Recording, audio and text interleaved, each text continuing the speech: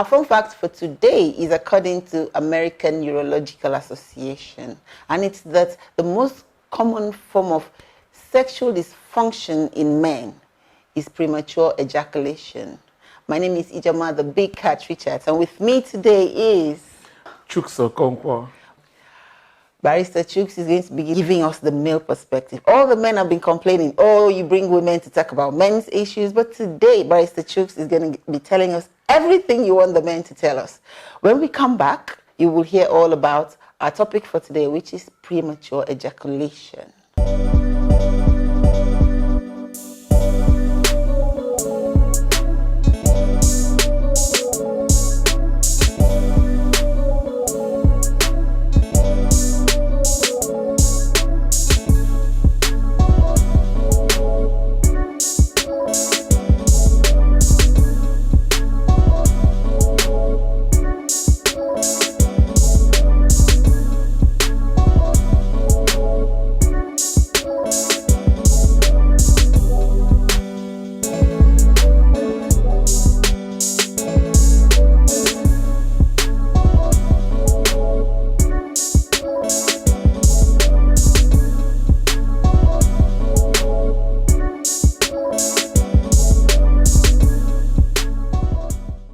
Let's talk about sex, baby. Let's talk about you and me.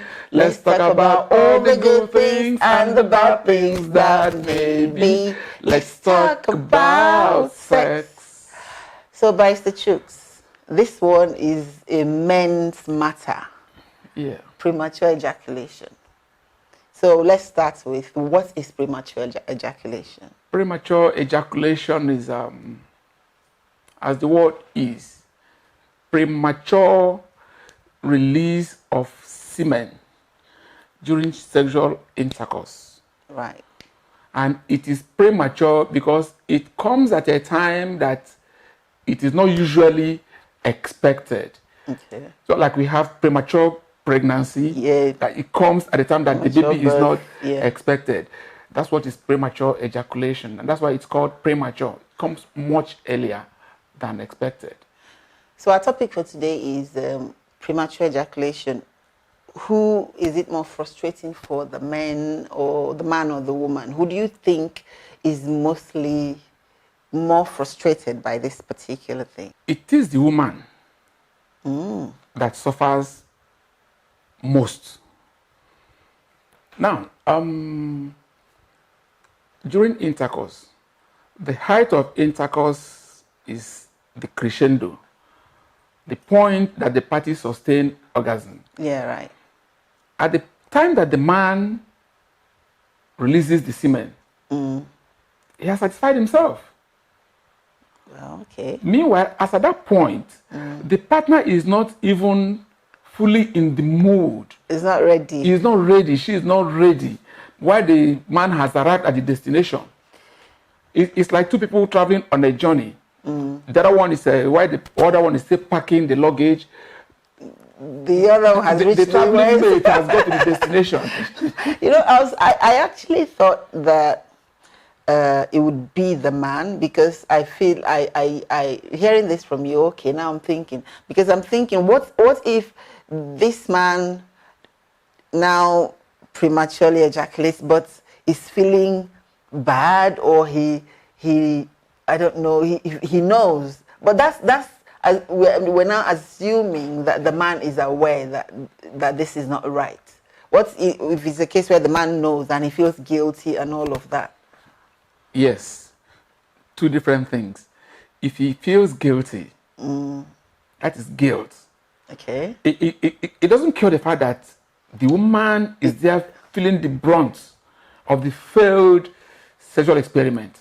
I know what I'm thinking. I'm thinking that sometimes we live in Lagos now, and maybe this is a relationship that you've been nurturing, and you just start, and I get on a plane and I land in Abuja, and then this whole thing, and you mean I made all this trip for yes, for these 2 minutes.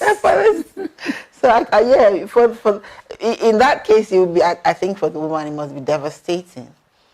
For the man, he knows that Because there are two types of it, isn't it? The research I was in says there's one that's there, and then there's the acquired one. That the acquired one is for men who didn't used to have premature ejaculation. Then there's one that has always been there. So if it's acquired, the man probably does not know that he always had it. But our research is also saying that 1 in 3 men has, at some point in their lives, experienced premature ejaculation. Yes, that is true. The one you now termed acquired, that one that's not usual, comes from a situation where maybe the man has been going after the woman for some time, has been toasting him or her, then at some point, even at a point that he never expects, she now gives in. Oh, really? Yes. If she now gives in, chances are that the man is going to have premature ejaculation. Really? Yes. Why? Please explain. I need to understand this. Even sometimes, in addition to premature ejaculation, out of the anxiety, what he's expecting, some men may even have erectile dysfunction. Meanwhile, this is what he's been craving all along, but that's a different angle to it. Oh, you mean that if now he gets this thing he's been looking for, he may not be able to? Yeah. Oh, it's coming so soon. Oh, he's excited. Yes, excited. Yes, he gets excited and then doesn't get to perform. Okay. So apart from, I like this part. So if a man is very excited, he can have. That means that if he gets another opportunity, he's not going to have premature ejaculation. So this particular one is because he's getting something that he's been craving for. Oh, definitely. You see, take this as the truth. I'm giving you this information. This is what men go through. Okay. This is what I have gone through at some point. Good. And then when we get to sit around and do have the conversation, our boys talk after football matches in beer parlors, we exchange experiences. Yeah. It's common. Oh, really? Yes. Particularly when, like I said, you've been after her for some time, that anxiety of excitement, anxiety, okay, am I going to meet her expectations? Am I going to satisfy her? That one has now put some kind of load on the man. Pressure on the man. I mean, he gets in there and then before you know it, he's done with. So what this means is that this particular premature ejaculation is not like it's a permanent thing. It's just as a result of the pressure of the moment. Yeah, that was why I said it is 2 types. It's not the one that's there classified lifelong. 2 minutes, the 2-minute man. You know, that one is different. Yeah. He's not a 2-minute man. I mean, on a good day, he does he's a warrior in the battlefield. Okay, so we can call that one an acquired one because there's the lifelong premature ejaculation problem, and then there's the acquired one. But other than this one that you've explained now that can happen because a man is very excited, what other reasons can, there are causes, it says that abuse, early sexual, what other reasons can lead to premature ejaculation? The type of diet. Oh, really? Yes. The type of economic environment you expose yourself to. We live here in Lagos. You spend the whole day in traffic. You understand? You want to have sex. You're given the opportunity to perform. Yeah. You're not performing. Because of all of the pressures of day-to-day pressure living. on you, you're sapped, so many things are on your head. Yes. And then there's also the biological reasons that fluctuating hormones can lead to weight. Yes. Now, one thing that I'd like to know is for men, we women, we have these conversations, we talk, and we tend to think that the men do not, we believe, but I don't think that's true. I think men talk, especially when they're drinking and when they're hanging out. We do talk a lot. So this premature ejaculation stuff, one of the things I noticed, one of the topics we treated earlier, the erectile dysfunction, I found that men were reluctant to kind of engage on that topic. So this particular matter, since it also concerns men's libido and all of that, and the ability to satisfy the partner, are they also reluctant to discuss it when they're together? This premature ejaculation, does it make the men call up and refuse to address it, or do they just want to pretend it's not there, like they did with that topic I just mentioned? You see, there's something about a man. It's about his ego. Well, yeah. And his ability to carry out his sexual functions is at the height of it. If you can't do that, you may be classified as a woman. Wow. So that's why they are reluctant to talk about it, even amongst Themselves. Yes. But there are other ways to satisfy a woman. If, for instance, you are not able to satisfy your woman through penetrative sex, what about other means? You can, you can use toys, you can use your tongue, you can use your finger. Why are they not accessing? Why does a man think that if I cannot just do this penetration and just, be all that and all that? There are other means. You can do other things to satisfy a woman. This doesn't have to be everything. Yes, but those other means of carrying out the sexual satisfaction of the woman, it is the woman that's now at the receiving end. Yeah. You remember you gave him, you gave the man the opportunity to do this. Yes. Is it to leave you high and dry? No. You didn't. No. You understand? You had something in mind. So and I say, oh, fine. You've been disturbing me all this while. Come and take. Come and have your way. And then he can't. And all of a sudden, he gets there 2 minutes, he's snoring. Well, let's add 1 minute to it. They said it's 1 to 3, so we might actually have done up to 3 minutes. So the premature, for me, so what are the solutions? How can this be solved? What can a person that suffers from from premature ejaculation do? What are the, this happens to you, or how do I satisfy my woman? Or how do I make this? Is it a conversation that you've had with your fellow men before, and what did anybody say? I haven't had much of conversation, but I've read a lot. Yes, I know that. Yes, I've read a lot from some books. Now, one of the ways of doing this is self-discipline. But then again, that constitutes a problem of its own, because during sex, once the man has sustained that erection, most men don't control themselves. They just want to go there and have it done over and then. But then, in the course of having sex, as you're going in and going out, as you're thrusting, it is the sensitivity of the penile shaft that is increasing. If it gets to the point that in the next couple of minutes, you will release the sperm, what is advised that you should withdraw at that point. But then it is having that discipline to do the withdrawal and then continue, because if you withdraw, the sensation comes down. It drops, Yes, within a few seconds, you just continue. But then, how many men have the discipline, the self-control? Yes, to exercise that few seconds restraint before going on with the act? But I'm thinking that 2 minutes is a very short time. Yeah. So 2 minutes, 3 minutes, this man is inside his partner and he's doing this, and then to stop himself from prematurely ejaculating, he holds back. Isn't that where we now say, okay, you can, psychological problems, you can talk to a urologist or a psychologist to help you walk through it. But the thing is, we're also in an environment where most people do not talk about these problems. I agree. And then again, that's where I even fault the women who are part of the sexual act. Because they should be open. You discuss with your partner during foreplay.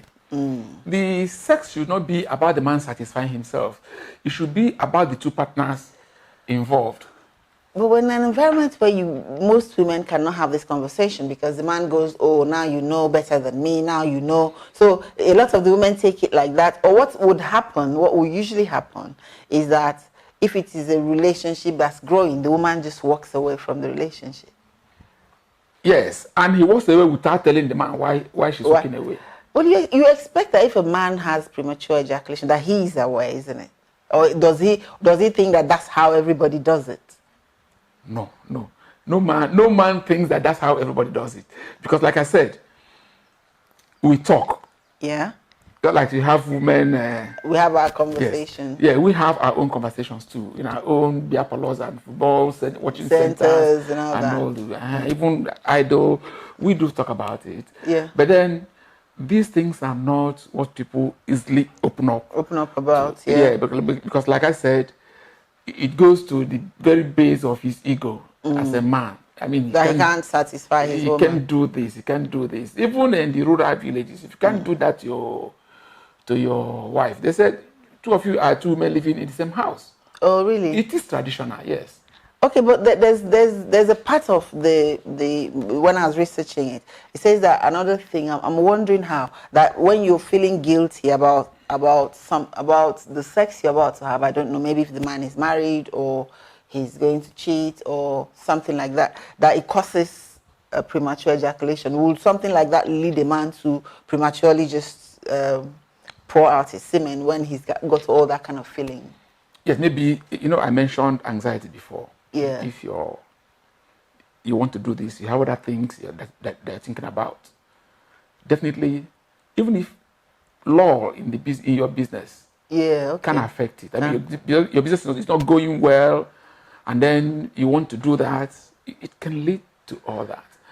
But most times when you are all relaxed, your partner is relaxed, you gist, you do this, you do that, there are very few chances that you're ever going to have premature ejaculation. Yes. Then what about there's something I came across that was surprising to me. They said if you masturbate prior to engaging in intercourse, that it might help you not have premature ejaculation. I'm trying to understand, how does that work? If you masturbate, how does it stop you from not or does it mean that somebody who has masturbated does not feel a need to come as quickly as if he hadn't masturbated? No, it's not that. Ordinarily, during sexual intercourse, the first round is usually shorter than the second. That's because as the thing continues, the penile shaft tends to lose its sensitivity. Oh. Yes, it tends to lose its sensitivity. That's why people are advised, look, if you want to do this, go and do masturbation first. Okay. So that by the time you're now engaging in that your first round, the excitement is not as much as it would have been. It would have been. It will be your second round, but unknown to your partner, it is your first. It's your second. It's your first with your partner. But to you, it's the second one. Yes, because you've done one privately alone. Oh, and then he says that you can also use thick condoms. That thick condoms will reduce the sensitivity of. Yeah, it does reduce sensitivity, and then again, that's why most men don't like condoms. But then there are condoms that are thin. So now he's saying you should use a thicker one, because I think condoms serve very good purpose. But if the condom, although maybe there are more expensive ones that are very thin, but if you use a thicker condom, then it stops you feeling. But the thing is that the people for whom all of these solutions don't work, what now happens? Because we're talking about the effects on men or women. Does it mean that their partner, what would their partner have to do? Because if a man does all this and then there's still premature ejaculation, what happens? They have to talk about it first. I mean, opening up. If you open up, you get more relaxed, you get more comfortable with your partner. Yeah. And then again, you seek counseling. True. Yes. Right. You seek counseling. That's where a sexual expert come in on this matter. Yes. But you know that most people, the problem is that, especially men, they refuse to seek counseling for these things. We don't. Like I said, it's about our ego. It's about. But if your ego means that you're not satisfying your partner, why can't you just suspend the ego suspend it for a week? You know, it's a social problem. Yeah, true. You know, yeah. And then there are certain things that we pick up on the internet, certain bits of information we pick up on the internet that doesn't apply here. I'll give an example. For instance, you're most likely to see American couple in public. Can I have your hand? Uh-huh. Yes, and they are always doing this. Uh-huh. I mean, if you do it here in Lagos, people look at it and say, I do it. I do it in my relationship now. But people are happy when you actually do that. People look at you. I think that most people are not comfortable doing it. That's it. Because most people are cheating. But the thing is, they're cheating. They're cheating. So you can't afford to be in public holding hand when you know that that's not the only person you're with. Yeah. But I think that doing that, people actually look at you and they're happy and they smile at you. So true. So what that does is closeness. We've always said that sex is not only in the bedroom. Yes, closeness it comes from before you get into the bedroom. So if you're that comfortable with somebody in public, it would mean that privately you can actually raise conversations such as, this problem is there. What are we going to do about it? As opposed to both of you are strangers until you get into the bedroom. You see, I always tell people, having sex is different from making love. Okay. Now, what you've said, I mean, the open show of affection between two partners. PDA, according to. That's making love. Yes, in a way. You understand? Yes, true. And when you make love with your partner, you bond. And then the sex gets a lot easier. And better. Now, you don't make love with your partner. It's just casual talk. Then you want to go and deliver in the bedroom. Most times you can't. Because other things are still playing at the back of your mind. You haven't bonded properly. It's just coming to the bed. And then that's what you're now transferring. And it's not even good for the man, because you're talking about the ego. If the man's ego is like that much that his wife or his partner can get very close to him and then they can't have this conversation, even him will not be relaxed if he knows he has this problem. Yes. Because I think for all couples, being able to discuss a problem is halfway to solving it. A problem we have identified. Yeah. It's already solved. Because if your partner, if you say to your partner, oh, this is happening, or she knows that this is happening, and you people are at the point where, how do we solve this problem? The woman can be like, oh, you know what, let's just see how it goes. It doesn't matter. And then you're less anxious. The man is less anxious because he's not worried about, they already know there's a problem, they want to solve it.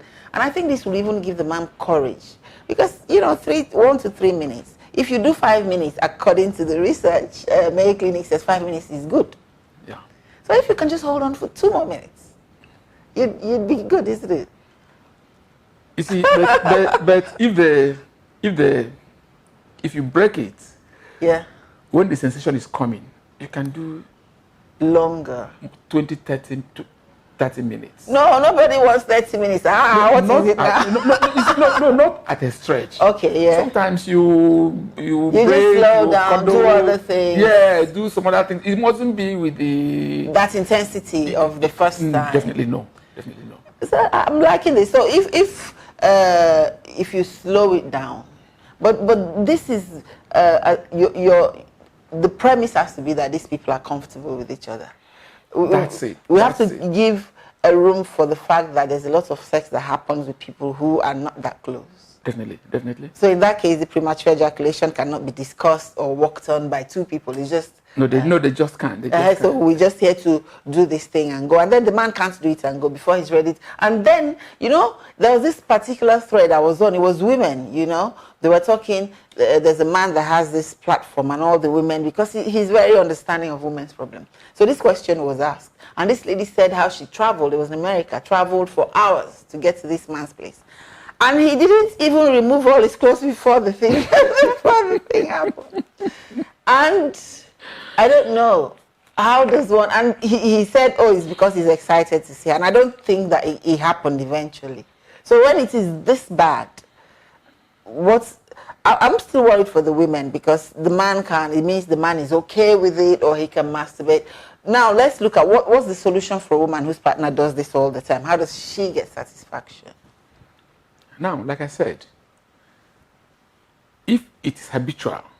Yeah. With that, With with the partner. Yeah. Maybe she doesn't have any other partner. It's going to be a very big problem. it has to be. It Yeah. has to be a very big problem. And then let's face the facts here. If they are a married couple, and then it means that the woman is going to live with that for a very long time. For the rest of her life. Yes. And then which woman is ready to do that? But you know, we've heard that a lot of divorces were caused by this erectile dysfunction problem. Yes, and then unfortunately, when it happens, then nobody will come out to say this is the cause. This is the cause. You understand? Where the marriage failed, we parted ways. It didn't work. This is the reason why the marriage packed up. And especially, you know, religious people, because most religious people have this belief that they have to marry, or those who abstain from sex before they marry someone, they believe they have to abstain. So when you abstain from sex from somebody, and it turns out that this person has this problem, and then you marry them, what? And then a lot of the people, because of they don't believe in divorce, they end up staying married to a man that has this issue for the rest of their lives. And then if they're lucky enough to get pregnant, they have children, but this part of it is gone. You know, if for those people that have that kind of strict religious upbringing, if the woman hasn't actually experimented previously to see what the real thing is, she may not know what she is missing. She may feel comfortable with that. I don't know if anybody will feel. I mean, you would, even if you're not experienced, you would of course understand when a man is just about, because your body, you know, even for inexperienced people, the hormones work in your body, whether you have experienced sex or not. You know what it feels like to want something. Yeah. Then now, this thing you want, although you don't have a name or explanation for it, just when you're getting ready to get this thing you want, the man is off and done. So of course there's going to be that cutting short of expectation for this woman, whether she has experience or not. You're going to know that is this all there is? That she didn't get what she wanted. Even if she ends up deceiving herself, her body, her system. Because I mean, this is not it. I don't believe that, because, you know, no matter how disciplined or how religious or how your body desires certain things. Yeah. And if it doesn't get it, it knows it doesn't get it. It may not know what it's not getting, but it knows that there's something. It's giving you a message that something is wrong. Something is wrong. I agree with you. I agree with you. So I don't believe that because you've not had experience or because you've not had sex. It's like young people. If you leave young people together, teenagers who don't know anything, they end up impregnating each other. Who taught them that? Yes, they will. You know, they will want to experiment. Even before the age of the internet, you separate young boys and young girls because nobody has taught them anything. Nobody has showed them anything. But as long as they have this feeling, the hormones are raging. So if a woman comes into marriage and she has abstained from sex all these years, and suddenly you're on the verge of taking off your trousers, she's going to know there's a problem. You see, I'm not going to mention any particular religious organization, but we know the ones that usually have that kind of upbringing for their members. Yeah. And then I think this thing rubs up negatively more on the females. Why do you say so? Like I said, the men go out to experiment. Of course. You understand? That's why we say men will always... They do. Boys will always be boys. I mean, even at 70, he's still the boy in him. It's still... Once in a while rears up. But the woman has been bottled up, hemmed in by this beliefs, doctrines. Religious doctrine. You must cover your head. You must wear something that doesn't expose your body. You must stay indoors. You mustn't have friends. You mustn't associate with anybody, particularly people from the opposite sex. You must do this. I mean, it gets to the base of her psyche. At some point, it will be very difficult. It's called indoctrination. Yeah. It will be very difficult when she gets married for her to want to explore and see what the real thing is. I don't think she'll want to explore. I just think that she will know, but there's nothing to do. She doesn't believe in divorce. She doesn't believe in any other thing. She has to take whatever the husband Definitely. gives. And like you rightly said, the men are always not that disciplined. They would, of course, experiment, but the women are. Anyway, premature ejaculation has solutions. There are sprays you can use. You can use condoms that are thick. You can, you know, learn to control yourself or get counseling, really. But I think Barrister is saying that it's the women, right? Barrister says it's the women that suffer more from premature ejaculation. So anyway, let's hear your comments in the comment section. Subscribe to our channel and like this video and tell us what you think. Do you think it is the women that suffer more or the men from premature ejaculation? I'm supporting the men this time. So Barrister says it's the women. It is the women. Okay, we'll hear what our viewers has to say. Let's see who suffers more. Until next time, please subscribe to our channel and thank you for watching.